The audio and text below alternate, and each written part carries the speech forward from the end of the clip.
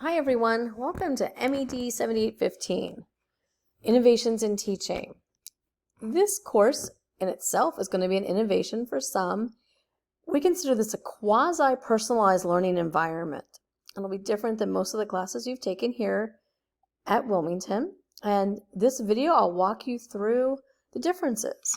But first, let's look at how our course is set up. If you've taken an EDT or an MED class, this is old news. All of our classes are set up the same, with the home page giving an overview.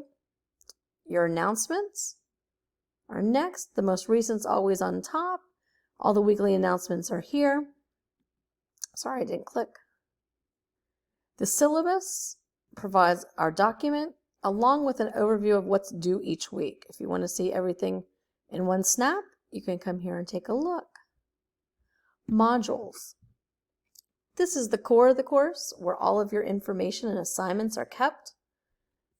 We ask that you start with the start here with the course introduction, participate in our class introductions, discussion board, and then the general information. You're going to want to read through all of this. Like I said, this class is a little bit different than other courses you've taken. Below start here, we have the 7 project modules. And you can see we have coding, flipped classroom, gamification, open educational resources, makerspaces, apps, and game-based learning. During week 1, we ask that you read through at a high level each of these 7 modules, and you will be picking 3 to complete the projects throughout this course. And if you go back to syllabus, you'll see when things are due, the actual module is not due to week 3, week 5, and week 7. So in week 1, you're just thinking about what you might want to do. Week 2, you're going to tell me what the first project you want to do. So weeks 2, 4, and 6 is when you tell me what project you want to do. So we'll go back to our modules. Each module is set up the same way. So we'll just look at coding in the beginning. You had your general information. In there we'll have the assignment, a template, and practices for coding in this one. There will be a reading section. This reading, learning, pedagogy, and technological pedagogy will be the same for each project, and you'll see these same articles. I like to go back so I can see what my modules look like. That was the general information.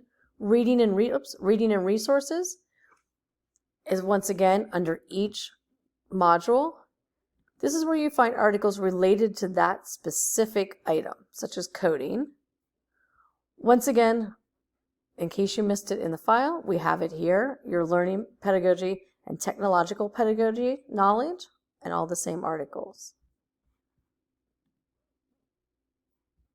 And then the final is our self-assessment, information, and documents. When you complete the project, not only will you be submitting a screencast of the project to me, you're going to self-assess for that project. And here's your scoring rubric and the directions for that. So in week 1, I don't want you to get overwhelmed with the details of all the self-assessment and the how-tos. I want you to focus on reading through all of these areas and finding what sounds attractive. What do you want to spend the next 7 weeks learning about and creating projects for? What will work best in your current classroom? Because remember, if you've taken our classes before, we like you to be able to take what you do in here and implement it in your classroom in some way. I think that's it for this course and for my overview. If you have any questions, please feel free to email me. That's the best way to get a hold of me, or you can send me a text or phone call. I look forward to working with everybody this block. Have a great week.